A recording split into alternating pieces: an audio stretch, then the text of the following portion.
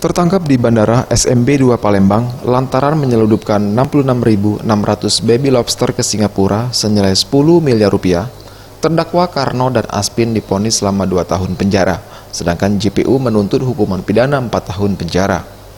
Dalam amar putusannya, majelis hakim yang diketuai oleh Hotnar Simarmata menilai terdakwa Karno bersama-sama dengan terdakwa Aspin telah terbukti secara sah dan meyakinkan bersalah melakukan tindak pidana mengekspor barang tanpa menyerahkan pemberitahuan pabean yang melakukan dan yang turut serta melakukan perbuatan, sebagaimana dalam dakwaan JPU pasal 102 huruf A Undang-Undang Nomor 17 Tahun 2006 tentang kepabeanan.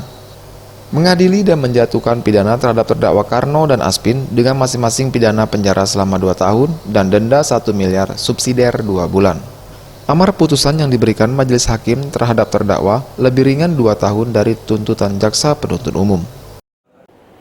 Dua, menjatuhkan pidana oleh karena itu kepada para terdakwa tersebut dengan pidana penjara masing-masing selama 2 tahun dan 10 bulan dan pidana denda masing-masing sejumlah 1 miliar rupiah. Dengan ketentuan apabila denda tersebut tidak dibayar oleh para terdakwa, maka diganti dengan pidana kurungan masing-masing selama 2 bulan. Welia F, Sriwijaya TV.